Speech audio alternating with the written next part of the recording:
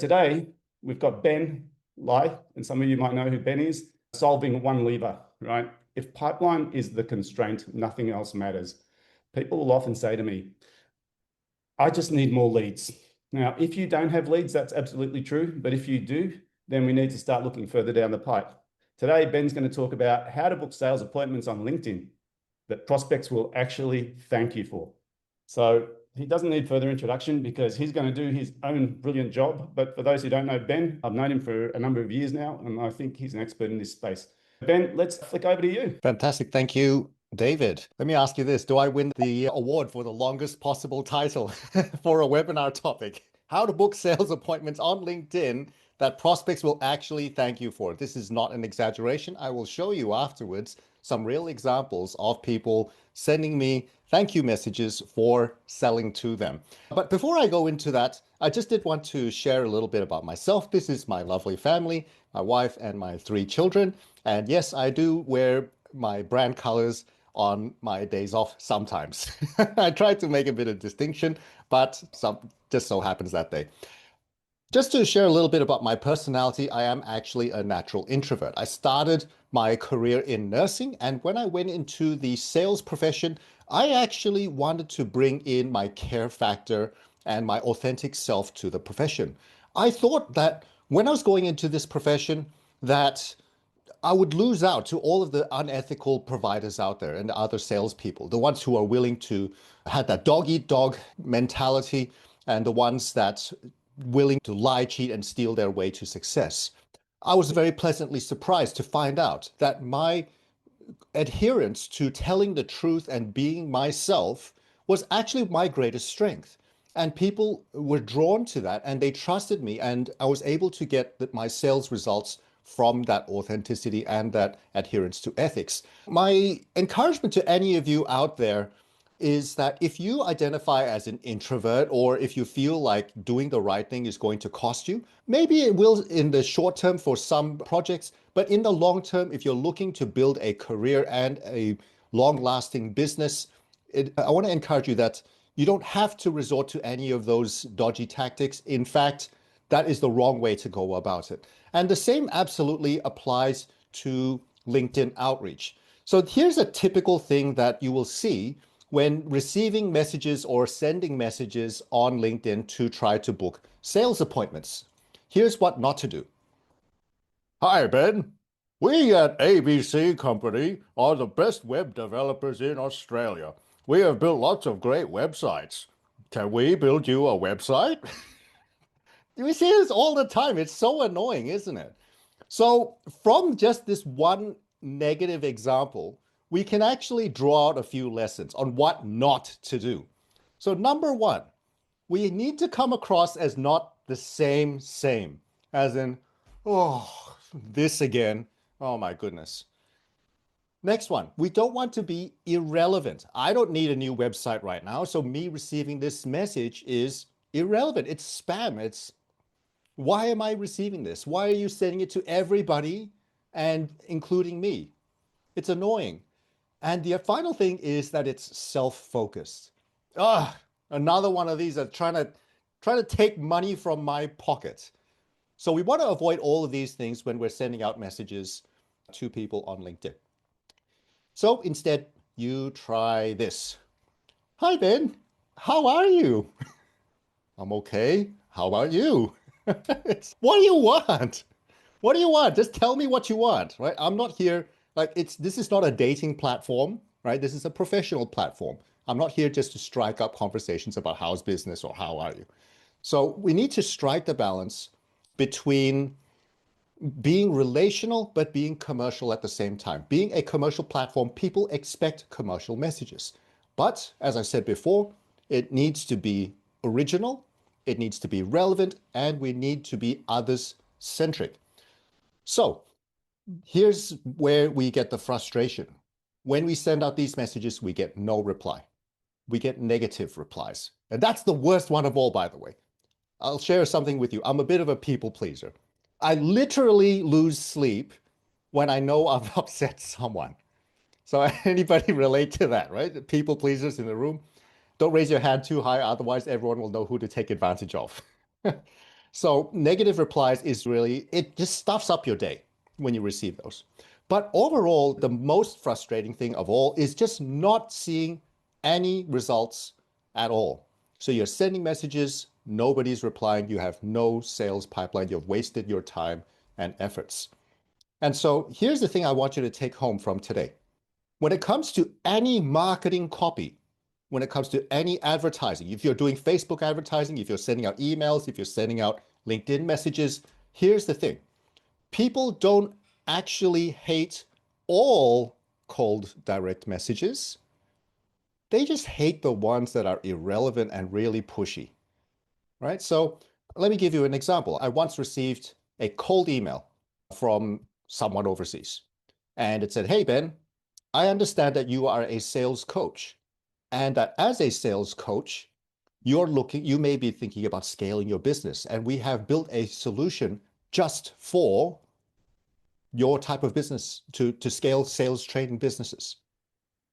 Guess what? I bought from them. So people don't hate all cold or direct messages. They just hate the irrelevant, pushy ones. Okay, so that's what not to do. Here's what to do instead. Number one, you need a clear niche.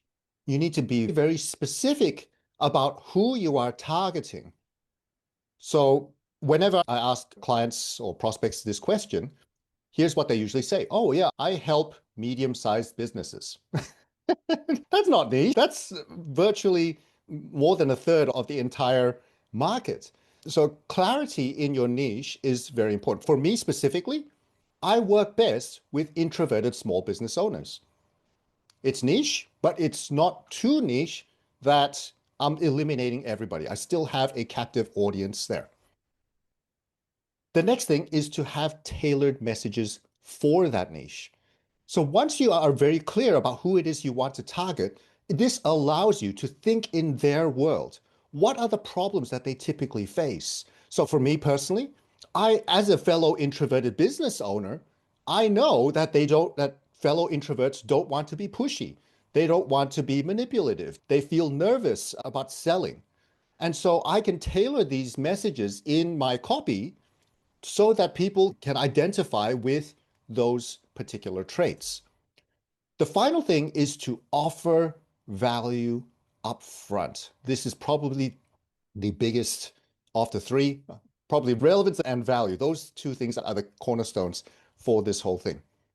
You need to offer something upfront, something of value, something that's actually going to slightly solve their problem with no obligations whatsoever. It's that goodwill that you're giving to people. And people will want to reciprocate when you are giving them something of value upfront. Okay, so how do you know you've got the right niche? You will typically hear these two things. "That's me. I'm an introverted business owner." And that's my problem. I don't want to be pushy. But I want sales. But the most validation is when people actually book appointments with you. They say, "Yes, that's me. That's my problem. Please book me in." The ultimate validation beyond this is that they open their wallets and they actually pay you for your service. So that's how you know you've got the right niche. Okay, so the second part of what to do instead of all of that junky stuff. The messaging needs to be human, but it needs to be commercial. Tom's going to be speaking soon. He's an absolute gun at making his copy sound human. And this is why you cannot use AI to create these messages. I tested it. I put it into prompt to ChatGPT, "Please create LinkedIn messaging." I just wanted to see what it would say for LinkedIn outreach. And it came up with such generic, boring, robotic text.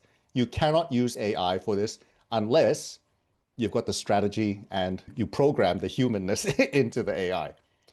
The next thing that a lot of people don't do is to have gentle follow-up. So here's what not to do. Don't send messages to people elaborating even further about yourself and about how great your service is. Okay, that is annoying. Can you imagine for a moment, you go to a party and you meet someone and they only talk about themselves. "Hi, I'm Phil. Oh, have you heard about my career? Oh, I'm famous." Oh, So that kind of person, you quickly want to walk away and excuse yourself. Oh, I need to go to the bathroom. Same thing with LinkedIn. If you're talking about yourself constantly, people are going to get pretty annoyed by that. So we want to gently follow up, but we don't want to continuously talk about ourselves. And finally, we have to have a plan and a strategy for early objections. So one thing that people frequently do on LinkedIn when you're approaching them is they'll say, hey, can you send some information through? And then most people will go, sure, here's my PDF. Here's my brochure. Oh, guess what? You're becoming Phil again. You're talking about yourself again, right? So don't send them the information. What do you do instead? You ask for the appointment, right? You keep asking and asking for the appointment, highlighting that you're going to give them something of value upfront. All right, so what type of responses will you get from these people? So not everybody's going to want to say yes. In fact, more people are not going to say yes than who do. They'll say, that's not for me, but thanks. It's polite. It's a polite decline. Here's one of my favorites. Hey, Ben, I don't usually respond to these types of messages, but I'm happy to meet. I love this because it proves that what I'm sending them is different to what everybody else is doing. But finally, the enthusiastic ones. That's me. That's my problem. That's where you've hit the nail on the head and you've found your ideal niche and your messaging. So here's a bit of proof. Now, these people, I met with them through LinkedIn outreach, and I didn't even ask them for a review. They voluntarily went out of their way to go on Google to leave me these reviews. They didn't even do business with me. It wasn't right for them. I highly recommend Ben. I thoroughly enjoyed our sessions together and always walked away with strong insights, actionable steps, and a plan. He's very professional and a rock star. Oh, thanks. Thanks, James. Ben is amazing. Oh, thank you, P Fong. And thank you, Demi. These are all genuine reviews. And I didn't even sell them anything, right? People are thanking me for meeting with them and giving them value upfront. I cannot highlight enough how important the generosity and the abundance mindset is. You give and you give. Some people will reciprocate, as these people have, not doing business with them, but they've reciprocated. So our attitude should be, what can I give? How can I serve? How can I solve other people's problems? Having the other-centric model is how we do business, not just LinkedIn outreach. I hope that sinks in for the way that you think about doing your business. Here's a really great quote from one of my heroes, Zig Ziglar. You can have anything that you want in life if you just help enough other people get what they want. You get what you want by helping others to get what they want. So that's the underlying ethos in all of this. Okay, so I've shared with you a couple of high-level strategies on how to go about conducting a successful LinkedIn campaign for lead generation. Can you do it yourself? Yeah, absolutely. You can if you apply what I taught you, but it's going to require quite a bit of testing. Now, I've been at this for quite a long time. I've been running this business for 13 years, and my sales career was about another five years. So about 18 years worth of experimentation, booking sales appointments with people from small, medium, and mega large corporations. So if you wanted to work with me, let's save you some time. I would much rather that I save you that time of 18 years of experimentation and just give you what works. But the other downside is that it is very time consuming as well. Secret, I don't send out the messages on your behalf. I don't have time to do that. I've got a team to help to do that. So if you wanted to do it yourself, yeah, you could, but it's going to be very time consuming. Copy, paste, reply. You're going to be spending many hours in your day. And as business owners, you probably don't have time for that. And while you are doing all of this, there is the opportunity cost. The amount of time that you're spending sending these messages on your own could be spent on other marketing activities. It could be spent networking. It could be spent building your business. So you need to be very careful about considering whether to do this on your own or not. But I'm not going to say that it's never the right thing to do. Sometimes it is the right thing to do it by yourself. And the specific circumstance is if that you have only a small pool of prospects to approach. So let's just say you only have 200 that you can approach in total because you're a very niche service for a very niche market. But even in that case, let's talk, because you don't want to approach these 200 people with bad messaging and burn all of your bridges, and then you're stuck with no more prospects to approach. So either way, let's talk. Now, what are the kind of results that we expect? The industry average for LinkedIn outreach is somewhere between 1 and 3%, 3% being a good campaign, 1% being just an okay campaign.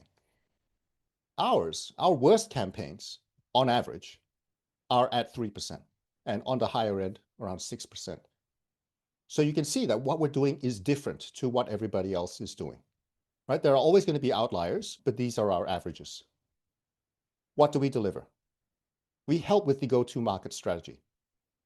This is a really important part of the whole process. There was a time where I thought, oh, this process will work for everybody, but unfortunately it didn't. And I thought to myself, I'm not happy with running this service for people if it's not going to work. So now I'm doing some ground up work with clients up front to make sure that we are really targeting the right people with the right strategy. I just said no to someone yesterday because their sales cycle was somewhere in the vicinity of 10 years. I thought, this is not going to work for you. I just said it to him up front and I put my proposal away. I didn't even show him. So go-to-market strategy is extremely important. We look at the whole big picture. The next thing that we do is the done-for-you messaging. So we'll help you with your LinkedIn profile. We'll help you with the actual messaging on what to send to people. But most importantly, we are pay on performance. So most of the other providers out there will charge a static monthly fee regardless of how much results that you get. I used to do that because I was copying everybody else, but then I thought this is not right. We have a responsibility to deliver results. So I'm going to make it that our clients pay when they get results. And what is the result they want? They want appointments. They don't want leads where someone says, oh yes, tell me more. Oh, that's a lead. No, people want sales appointments. So you pay on appointments. But the thing is, it's not going to work for everyone. We have a traffic light system to make sure that our probability of success is high. Because frankly, if I take someone on and it doesn't work, and it takes us 3, 4, 6 months to generate the appointments for our clients, we're not going to make very much out of it. In fact, we're not going to make anything if it stretches too long. So we have a traffic light system to vet who we run these for.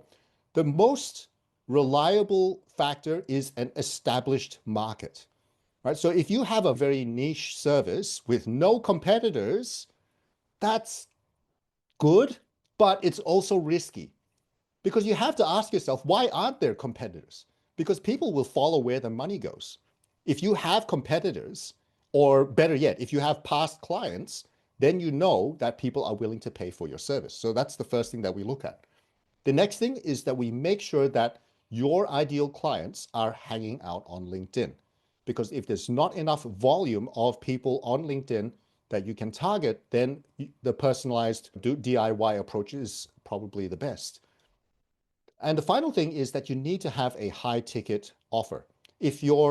Because we're talking about very small volume of leads on a per month basis. So from that point of view, at least $5,000 per new client would be the limit that we're looking for. So we take clients through a very thorough due diligence process. We want to clarify your niche. We want to make sure that your value is properly articulated, and we want to do an ROI assessment. So all of this I do for people for free. That's right. I should be charging for this, but I don't. All right. So this is the value that you get for working for me, for exploring working with me. And this is why I get all of those reviews, people saying thanks, because they're walking away with something of value. And as a reward for you coming today, I'm willing to spend the time with you to go through this process to help you to clarify your niche, to clarify your value proposition, and to explore if LinkedIn is right for you. And like I said, it's not right for everyone. Go over, get your phone up, scan that QR code. We'll put the link in there in the chat box as well. Please feel free to use my time and to bring some value to you. I hope we'll have that opportunity soon. Thank you.